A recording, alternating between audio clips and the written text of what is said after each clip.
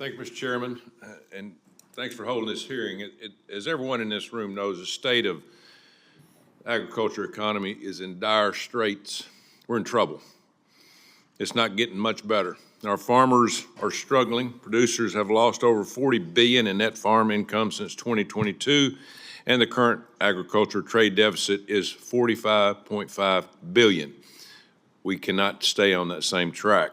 Producers in my state of Alabama and across the country are producing bumper crops, but they can't break even, much less make a profit due to low commodity prices and high input costs, interest rates, and inflation. It's been 13 years since reference prices for Title I commodities have been updated, yet the cost of production are not what they were 13 years ago. In fact, they are 30 to 40% higher.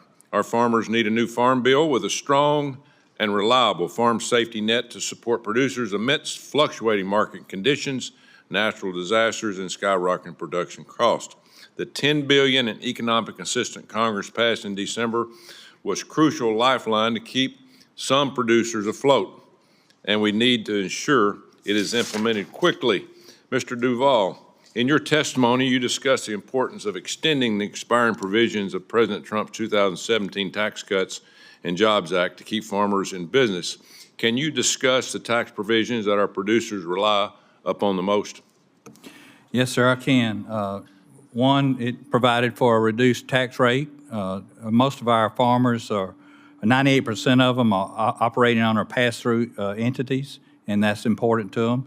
Section 199A is important to them very much because it preserves that 20% business income deduction.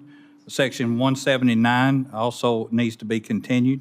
It's called bonus depreciation. It allows our farmers to reinvest in their business so they can meet the goals that the country has for us, whether it be conservation, climate, whatever it might be, soil health. We have to have that bonus depreciation.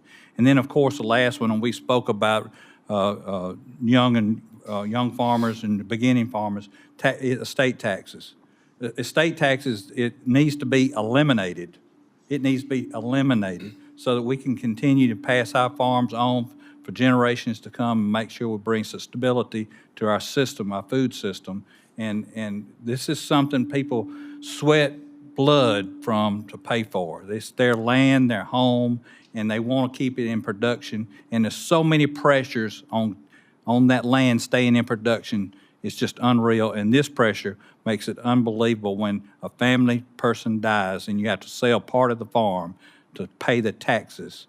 And what does that do? It takes it out of production, puts it into houses or solar panels or whatever, and it never comes back to agriculture. Thank you. Bonus depreciation, estate taxes, my phone rings off the wall, and we need to listen to it, and I'm sure the rest of the senators are the same.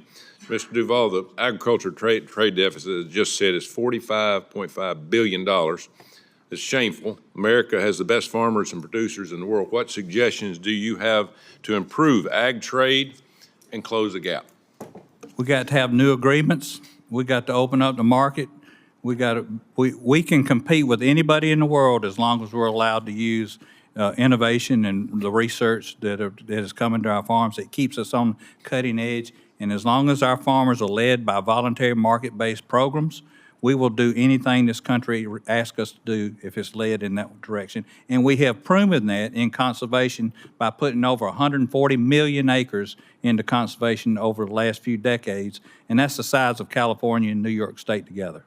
Thank you. Thank you, Mr. Chairman. Today, I'm proud to introduce Mr. Garrett Moore from Chancellor, Alabama. Garrett's a proud fourth-generation farmer in Alabama's Wiregrass region, which is the southeastern part of the state.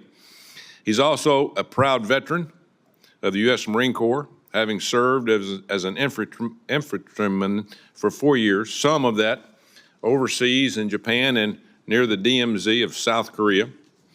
After completing his military service, Garrett wanted to return to his roots and farm in L.A. That's Lower Alabama. He currently farms nearly 1,500 acres of peanuts, cotton, corn, and cattle with his father across southeast Alabama. Garrett is chairman of the Coffee County Young Farmers Association, Alabama Row Crop Farmer of the Year recipient, and part of the Southern Peanut Farmers Leadership Academy. I am grateful for the hard work Garrett has done to produce food and fiber for Alabama and advocate for our young farmers, and also being an Auburn Tiger fan, War Eagle. So, Garrett, thanks for being here today.